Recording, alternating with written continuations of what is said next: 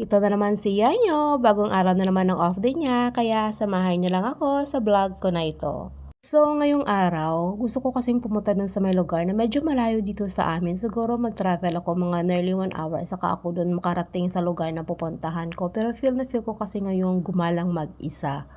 Nakapunta ako dun one time lang tapos nag-picture, nag-ano lang kami, nag-photo taking lang kami and then umalis na naman kami kaagad. So hindi ko talaga na-tour yung lugar na yun. So isa rin din yung tourist attraction dito sa may Singapore. So medyo malayo sa amin. Pero of course depende naman yung kung saan ka nakatira, 'di ba? So tapos na tayo diyang magrampahan sa may left lobby ng condo. So ready na tayong umalis kasi nga medyo mahaba-haba pa yung lalakbayin natin, eh, kasi nga pagkalabas po natin dito ng condo kailangan lang po nating lakarin papunta dun sa may MRT station. Dun kasi tayo sasakay sa may Tiong Bahru MRT station.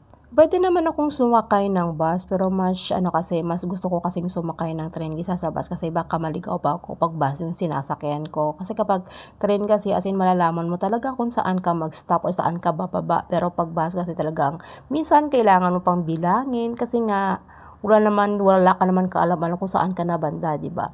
So, kaya mas pinili kong sumakay ng train.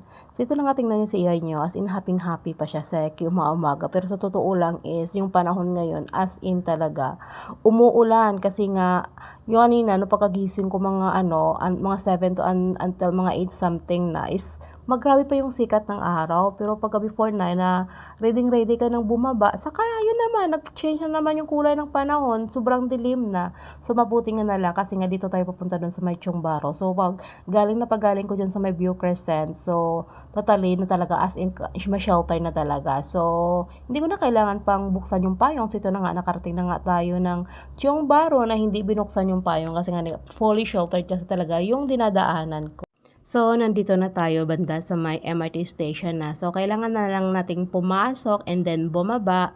Then, pwede na tayo makasakay ng train. Of course, kailangan mo nating mag-abang-abang ng saglit, ha? Kasi nga, tamang-tama kasi pagkababa ko dyan is kaalis lang ng train na pwede kong pagsakyan. Pero of course, bago tayo sumakay ng train, kailangan i-check muna natin yung mapa na tama yung train na sasakyan natin, di ba? Kasi ngayong araw, feel ko kasi gustong-gusto ko talaga na pumunta ng airport. So nung makasakay na nga tayo ng train, kasi kailangan ko kasi mag-travel mula Tiong Bahru papuntang Tanamera kasi dalawang sakay ng train eh. So mga half an hour yung biyahe ko, mga 34 minutes galing Tiong Bahru papuntang Tanamera. So ito na nga, nasa Tanamera na tayo. So kailangan na lang nating mag-antay ng ng train na naman or SMRT papunta doon sa may airport. So medyo matagal-tagal kaya yung yung pag-antay mo diyan papuntang Changi Airport na train. So, medyo matagal diyan kahit na nag-stop na yung train na yan. So, medyo matagal pa diyan aalis kasi nga yung mga bababa kasi marami yung mga bagahe, meron naman papasok na dami yung mga bitbit na mga bagahe kasi 'di ba papuntang airport. So, natural lang talaga. Tapos dalawang kasi yung bukasan, yung left, yung sa likod at saka yung sa na mga pintuan talaga nakabukas kasi yung sa other side pwedeng makapasok at yung sa other side pwede rin kasi papuntang airport yun eh. So ito na nga, nung kasi yung unang stop dyan is Expo, dalawang stop lang naman galing Tanamera papuntang Changi Airport. So wala lang, nung mag-stop sa may Expo, wala lang yung pumasok sa utak ko na gusto ko ding bumaba muna sa may Expo. Gusto ko munang i-explore kung ano ba yung tinatawag na Expo, saka na lang ako babalik dyan mamaya papuntang airport. So gala-gala muna tayo dito saglit sa may Expo na to. O, di ba? Tingnan niyo si Ian. Yung parang feel niya talaga na alam niya yung lugar. Yun pala is wala siyang kaalam-alam kung ano yung lugar na pinupuntahan niya. Mabuti nga na lang kasi every time dito pag nasa train or train yung sinakyan mo, may mga araw talaga kung saan mo gustong pumunta. So medyo hindi ka talaga maliligaw kasi sa labas lang naman ako ng Expo. Hindi naman talaga ako pumasok diyan eh.